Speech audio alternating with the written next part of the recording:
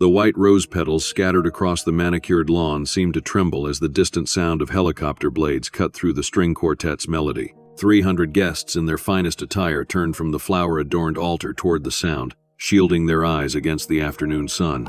Victor Reed, heir to one of the country's largest pharmaceutical empires, stood frozen at the altar. The color drained from his face as he recognized the sleek black helicopter descending on his family estate's helipad. "What is it? Who's that?" His bride, Sophia, clutched his arm, her diamond bracelet digging into his skin, but Victor couldn't answer. The breath had left his body as the helicopter door opened, and a woman in a tailored white suit stepped out, her caramel hair dancing in the wind from the slowing rotors. Then, two small figures emerged behind her, twins, a boy and girl no older than 6, each holding one of her hands as they walked with practiced confidence toward the wedding ceremony. Victor's mother gasped audibly. Anyone could see it. The children had Victor's eyes. 6 years earlier, Victor and Eliza Reed were the definition of a power couple. He was the brilliant heir to Reed Pharmaceuticals, she a biochemist whose research had already saved countless lives. Their wedding had been the social event of the season, with their vows exchanged in the same garden where Victor now stood with another woman. Their marriage seemed perfect, passionate, supportive, and built on mutual respect. They traveled the world together, donated millions to charity, and were preparing to start a family. Behind the scenes, though, storm clouds were gathering. Victor's childhood friend Julian had joined Reed Pharmaceuticals as CFO, bringing his sister Sophia into their social circle. What no one knew was how these two siblings would systematically destroy everything Victor and Eliza had built.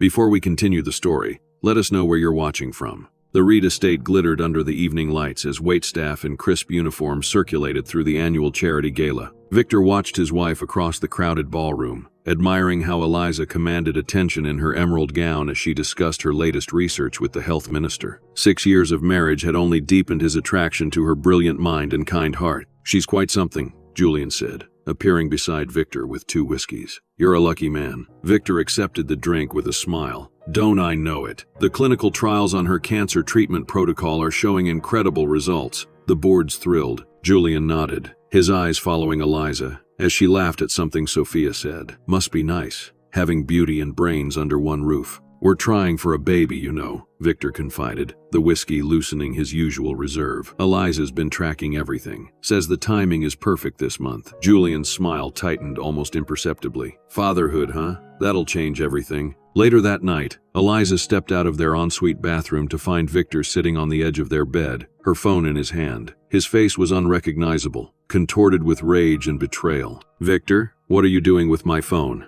"Who is Michael?" His voice was dangerously quiet. Eliza's brow furrowed in confusion. "Michael? I don't know any." "Don't lie to me." He thrust the phone at her, displaying text messages she'd never seen before, intimate messages, explicit plans for meetings. 3 months you've been seeing him? In our bed, Eliza? While I was traveling for work? Victor, I've never seen these messages before. I don't know any Michael. Her hands trembled as she scrolled through conversations that appeared to be from her number but contained words she'd never written. Your perfume was on his clothes. He knew things about our house only someone who'd been here would know. Victor stood, running his hands through his dark hair. Julian found him. The private investigator confirmed everything. Julian? Eliza's mind raced. Victor, these are fake. Someone planted these messages. I would never. The bedroom door opened, and Julian entered without knocking. Security found these in her car. He handed Victor a small bag containing a man's watch and a hotel key card. I've never seen those before, Eliza cried, reaching for Victor, who jerked away as if her touch would burn him. Get out, Victor whispered, then louder. Get out of my house. Victor, please, I'm your wife. I love you. Tears streamed down her face as Julian signaled to security guards waiting in the hallway. Not anymore. I want divorce papers drafted tonight, Julian. Already taken care of, Julian replied, not meeting Eliza's desperate gaze. The next moments passed in a horrific blur as security escorted Eliza from the bedroom. She begged Victor to listen, to think logically. Why would she cheat when they were trying for a baby? But rational thought had abandoned him, replaced by a primal rage fueled by what appeared to be irrefutable evidence. Within 30 minutes, Eliza found herself standing on the driveway in her nightgown, watching as staff threw hastily packed suitcases into the trunk of her car. Victor watched from the balcony, his face a stone mask, while Julian stood beside him, a hand on his shoulder in apparent consolation. Your access cards have been deactivated, The head of security informed her coldly. Your accounts will be frozen by morning. Mr. Reed suggests you don't try to contact him or anyone at the company. Rain began to fall as Eliza sat in her car, gasping for breath between sobs. Her phone buzzed with a notification. Access to her email revoked. Then another. Her building access terminated. Then a third. A preliminary notice of divorce proceedings. 5 miles from the estate, she pulled into a 24-hour pharmacy parking lot and sat trembling under the fluorescent lights. This couldn't be happening. There had to be some explanation. Someone had set her up, but who and why? Her mind immediately went to Julian's strange behavior over the past months. The way he seemed to appear whenever she and Victor disagreed. The subtle suggestions that she might be working too much or traveling too often. Then a wave of nausea hit her. A familiar sensation from the past few mornings that she'd attributed to stress. With shaking hands, she went to the pharmacy and purchased a pregnancy test. 3 minutes later, staring at the positive result in the pharmacy's sterile bathroom, Eliza Reed's world completely collapsed. She was pregnant with Victor's child, homeless, and facing a vicious divorce orchestrated by someone she now suspected had been plotting this for months. As dawn broke, she parked near Victor's office building, determined to make him listen. But security intercepted her before she reached the door. Mr. Reed doesn't want to see you, Mrs. Reed, the guard said, uncomfortable but firm.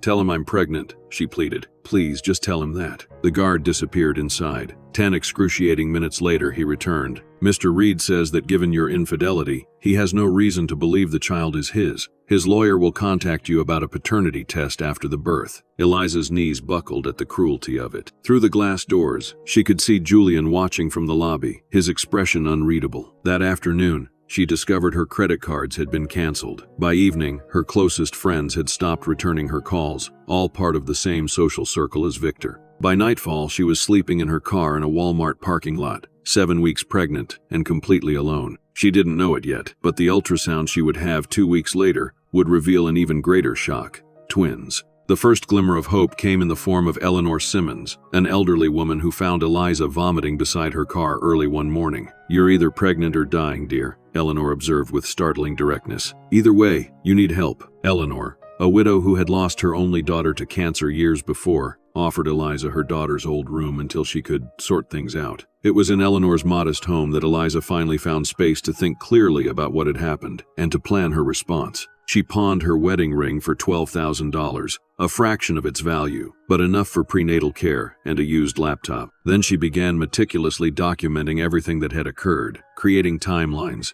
saving what evidence she could salvage. The picture that emerged confirmed her suspicions. Julian, with Sophia's help, had orchestrated her downfall. But why? What could they possibly gain? The answer came from an unexpected source. While browsing job listings at a coffee shop, Eliza overheard 2 pharmaceutical researchers discussing irregularities in Reed Pharmaceuticals' recent drug trial reports. The numbers don't add up, one whispered. The side effect profiles were clearly altered before submission. Julian Thomas signed off on everything, the other replied. Victor Reed probably never even saw the original data. Eliza's scientific mind clicked into high gear. She had been working on those very trials before her expulsion. If Julian was falsifying data, that wasn't just fraud, it was dangerous. People could die. And if she had stayed, she might have discovered it. That night, cradling her growing belly, Eliza made a decision. Victor failed her completely, choosing blind rage over trust. But she would not allow Julian's schemes to harm innocent people or to rob her children of their future. Your daddy didn't want us, she whispered to her unborn twins. But that's okay. We're going to build something so spectacular that one day he'll realize exactly what he threw away. Morning sickness was a cruel misnomer, Eliza discovered as she vomited for the 3rd time that afternoon. At 4 months pregnant with twins, her body was changing rapidly, making it nearly impossible to conceal her condition during job interviews. I'm sorry, Dr. Reed, the lab director said, not meeting her eyes. Your qualifications are impressive, but we've actually just filled the position. It was the same response she'd received at 5 other research facilities. Someone, almost certainly Julian, had blacklisted her throughout the industry. Eleanor found her crying on the porch swing that evening. Chin up, dear, the older woman said, lowering herself beside Eliza. The world doesn't end because one man was too foolish to see your worth. It's not just Victor, Eliza explained. No one will hire me. My research experience means nothing when Julian Thomas tells them I'm unstable or dishonest. Eleanor considered this. Then perhaps you need to meet people who've never heard of Julian Thomas. The next day, Eleanor drove Eliza to a small community clinic serving primarily low-income patients. The waiting room was packed, the staff overwhelmed. My friend Dr. Rebecca Torres runs this place, Eleanor explained. She doesn't care about pharmaceutical politics, only about helping people. Dr. Torres was a hurricane in human form, a brilliant researcher who had left a prestigious position to serve those without access to adequate health care. After a 5-minute conversation about Eliza's research background, she offered her a part-time position analyzing patient data. "I can't pay you what you're worth," Dr. Torres warned. "And I see you're expecting twins?" Eliza nodded, surprised. "The way you're carrying. Classic twin presentation," Dr. Torres explained. "Look, this isn't glamorous work, but it's honest, and no one here will judge you for being pregnant and unmarried, if that's what you're worried about." For the first time in months, Eliza felt a flicker of hope. When can I start? The work was indeed unglamorous, organizing patient records, analyzing treatment outcomes, and helping streamline the clinic's protocols. But it kept Eliza's mind sharp and provided just enough income to supplement what she'd gotten from her wedding ring. At 7 months pregnant, she waddled into Dr. Torres's office with findings she couldn't ignore. "There's a pattern in these cancer patients," Eliza explained, spreading charts across the desk. "Those taking Reed Pharmaceuticals' new medication are showing liver complications at 3 times the reported rate." Dr. Torres studied the data. "This is concerning. You're certain?" "The sample size is small, but the pattern is unmistakable," Eliza confirmed. "And it matches what I overheard about falsified trial data." Dr. Torres's expression darkened. "We should report this to the FDA." "With what proof?" Eliza sighed. "They'll say our data set is too limited. We need more evidence." "What we need," Dr. Torres said thoughtfully, "is to develop an alternative treatment, something safer." Eliza blinked. "That would take years and millions in funding." "Not necessarily." Dr. Torres smiled mysteriously. "I have a fully equipped lab at my home. It's where I conduct my own research after hours. Perhaps it's time you saw it." Dr. Torres's home lab turned out to be a state-of-the-art facility built in what had once been a large barn on her property. "My late husband left me quite comfortable," Dr. Torres explained. "I use my inheritance to fund research the big companies won't touch. Treatments for rare diseases, affordable alternatives to expensive medications." Eliza ran her hand over the gleaming equipment. "This is incredible. It's also private," Dr. Torres emphasized. "No corporate oversight."